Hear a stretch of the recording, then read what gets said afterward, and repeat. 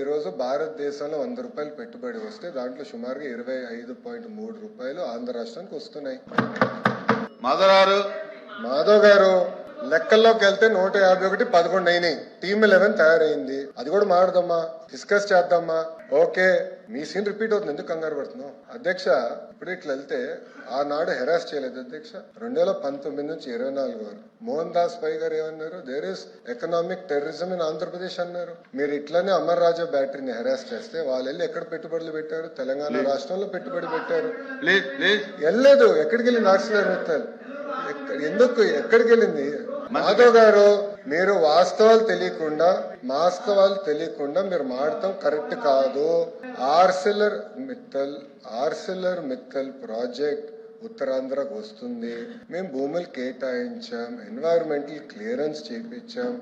పక్క రాష్ట్రాల్లో 10 సంవత్సరాల ప్రాజెక్ట్ ముందరికి వెళ్ళకపోతే ఇక్కడ ఉన్న మా మంత్రి టీజీ భరత్ గారి నాయకత్వంలో 16-17 నెలల్లో వాళ్ళని తీసుకొచ్చాం. That is going to be India's largest steel plant. ఒక విశాఖపట్నంలో 2వ స్టీల్ సిటీ మేము కట్టబోతున్నాం. ఎందుకు కంగారు పడుతున్నారు? అధ్యక్ష, అన్ని ప్రశ్నలు సమాధానం చెప్తున్నా. మాధవ్ గారు కొంచెం బీపీ ఎక్కువైంది, బీపీ బిల్ ఇవ్వండి, కొంచెం కామ్గా ఉంటారు. ఇప్పుడు ఆయన గూగుల్ గురించి ఒక ప్రశ్న అడిగారు. న్యూస్ లో వచ్చింది, గూగుల్ ఎక్స్పాన్షన్ ఒక రాష్ట్రంలో చేస్తున్నారు. అక్కడ ఏం రాశారు? చాలా స్పష్టంగా ఆఫీసు అద్దెకి తీసుకుంటున్నారు అని వాళ్ళు చెప్పారు. ఇప్పుడు నేనేమంటున్నానంటే అధ్యక్ష, దాన్ని పూర్తి చేయమంటారా? ఎల్ఓపి గారు, you can not dictate terms. Let me answer my question. Madhav గారే ప్రశ్న వేస్తారు. అధ్యక్ష, బేసికలీ నాకు అర్థమైంది ఏంటంటే ఆంధ్ర రాష్ట్రానికి పరిశ్రమలు రాకూడదు అనేది ఒక లక్ష్యంగా పెట్టుకుంది వైకాపా పార్టీ. ఉన్న పరిశ్రమలు తరమేయాలని ఒక లక్ష్యంగా పెట్టుకున్నారు. అధ్యక్ష, నేను సూటిగా ప్రశ్నిస్తున్నా. టీసీఎస్ కి భూమి ఇస్తాం తప్ప, కాగ్నిసెంట్ కి భూమి ఇస్తాం తప్ప, మదర్సన్ కి భూమి ఇస్తాం తప్ప. It is the government policy.